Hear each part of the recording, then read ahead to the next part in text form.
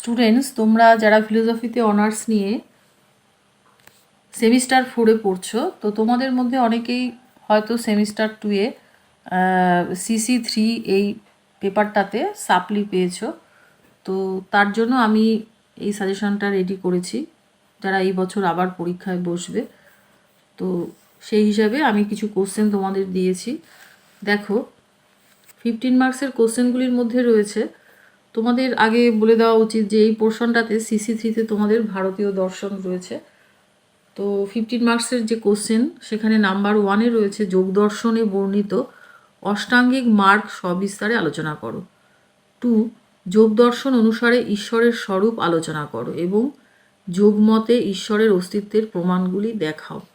3, বিভিন্ন প্রকার চিত্তভূমি ব্যাখ্যা করো, এ প্রসঙ্গে বিভিন্ন প্রকার সমাধির পরিচয় দাও।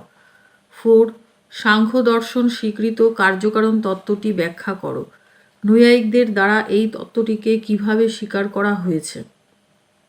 5, প্রকৃতি ও গুণত্রয় সম্পর্কে সাংখ্য মতের পরিচয় দাও, প্রকৃতির অস্তিত্ব কিভাবে প্রমাণিত হয়। 6, সাংখ্য মতে পুরুষের স্বরূপ কি, এই মতে পুরুষের অস্তিত্ব কিভাবে সিদ্ধ হয়। নাম্বার 7, অন্বিতাভিধানবাদ ও অভিহিতান্বয়বাদ কোন কোন দর্শন সম্প্রদায়ের স্বীকৃত মতবাদ, যে কোনো একটির স্বরূপ আলোচনা করো। 8, অনুপলব্ধি প্রমাণ কাকে বলে, ভাট্ট মীমাংসকগণ অনুপলব্ধিকে কেন স্বতন্ত্র প্রমাণরূপে স্বীকার করেন, প্রাভাকরগণ কেন অনুপলব্ধিকে পৃথক প্রমাণের মর্যাদা দেননি। 9, শঙ্করাচার্যের মতে মায়ার স্বরূপ কি, রামানুজ কিভাবে শঙ্করাচার্যের মায়াবাদ খণ্ডন করেন। 10, শঙ্করাচার্যের মত অনুসারে ব্রহ্মের স্বরূপ ব্যাখ্যা করো, শঙ্করাচার্যের মতে নির্গুণ ও সগুণ ব্রহ্মের মধ্যে কি কোনো ভেদ আছে, আলোচনা করো। তো একটা কথা বলি, তোমাদের আগের বছর যে কোশ্চেন এসেছিল মানে 23-তে, তো সেখানে কোশ্চেনটা তোমাদের একটু কঠিনই হয়েছিল, যার জন্যই হয়তো তোমরা অনেকেই সাপ্লি পেয়ে গেছো, এখানে তোমাদের কোনো দোষ নেই। তো আমি যে সাজেশনটা করেছি, এখানে ইয়ারের কোশ্চেনই বেশি রয়েছে। আর যেহেতু এই 24 সালের আগে অনেকগুলো ইয়ার হয়ে গেছে, একটা বছরই শুধু হয়নি, যে বছর কোভিড ছিল। তো 19 থেকে 19, 21, 22, 23 এই 4টে বছর হয়েছে।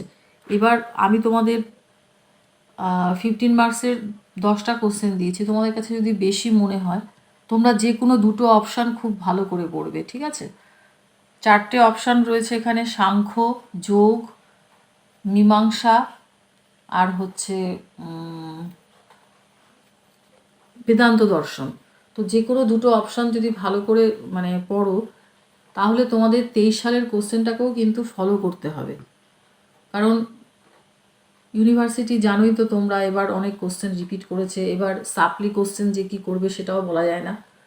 তাহলে যে কোনো দুটো অপশান যদি কেউ করো, সময়ের অভাবে, যে সময় তো বেশি নেই, এত কোশ্চেন পড়তে পারবো না, দুটো মাত্র কোশ্চেন করতে হবে অ্যান্সার, তাহলে তোমরা 23 সাল সমেত আর আমি যে কোশ্চেনগুলো দিয়েছি, যে কোনো দুটো অপশান খুব ভালো করে পড়ো 15 মার্কসের। কিন্তু 5 মার্কসের কোশ্চেনগুলি সব পড়াই ভালো, কারণ 5 মার্কসের কোশ্চেনগুলো সব পড়লে তোমাদের সুবিধা হবে, 5টা কোশ্চেনের অ্যান্সার তো। আচ্ছা দেখো, 5 মার্কসের কোশ্চেনগুলির মধ্যে রয়েছে অর্থাপত্তি কাকে বলে, অর্থাপত্তি কয় প্রকার ও কী কী। 2, মীমাংসা দর্শনে অর্থাপত্তি কেন একটি স্বতন্ত্র প্রমাণরূপে গ্রাহ্য। 3, যোগ দর্শন অনুসারে বিভিন্ন প্রকার চিত্তবৃত্তির সংক্ষিপ্ত আলোচনা করো। 4, যোগ দর্শনে যোগ বলতে কি বোধিত হয়। 5, যোগানুপলব্ধি প্রমাণ এর সংক্ষিপ্ত আলোচনা করো। 6, যোগ দর্শন বর্ণিত যোগাঙ্গ সংক্ষেপে আলোচনা করো। 7, যোগ দর্শনে ঈশ্বরের গুরুত্ব সংক্ষেপে আলোচনা করো। 8, সাংখ্য দর্শনে প্রকৃতির স্বরূপ পরিণাম ও বিরূপ পরিণাম বলতে কী বোঝো। 9, সাংখ্য দার্শনিকগণ পরিণামবাদী না বিবর্তবাদী আলোচনা করো। 10, প্রকৃতির 3টি গুণের স্বরূপ ব্যাখ্যা করো, এবং এর সাথে আরেকটা কোশ্চেনও সামনে থাকবে, যেটা আমি শেষের দিকে দিয়ে দিয়েছি, গুণ কাকে বলে। 11 সাংখ্যমতে পুরুষ এক না বহু আলোচনা করো। 12 শঙ্করাচার্যের মতে নির্গুণ ব্রহ্ম ও ঈশ্বর কি অভিন্ন। 13 কেবলাদ্বৈতবাদ ও বিশিষ্টাদ্বৈতবাদের মধ্যে পার্থক্য কি। 14 রামানুজ মতে ব্রহ্ম কেন স্বগত ভেদরহিত নন, ব্যাখ্যা করো। 15 অদ্বৈত বেদান্তে মিথ্যা শব্দের অর্থ কি। তো এই 5 মার্কসের যে কোশ্চেনগুলি রয়েছে সব যদি পড়ো খুবই ভালো কথা। আর যে কোনো দুটো অপশান যদি পড়তে পারো তবে একটু এটাতে ভয়ের আছে, তার জন্য আমি 5 মার্কসটা সবই পড়তে বলছি। আর 23-এর কোনো 5 মার্কসের কোশ্চেন পড়ার দরকার নেই। 15-এর ক্ষেত্রেও 23 সালের কোশ্চেন পড়ার দরকার নেই যদি সব কোশ্চেন পড়তে পারো সাজেশনে যা আছে। আর যারা দুটো অপশান পড়বে তাদের জন্যই বলছি যে 23 সালটা রিপিট করো। তো তোমরা ভালো করে পড়ো, পড়ে পরীক্ষা দাও, আশা করি পরীক্ষা ভালোই হবে।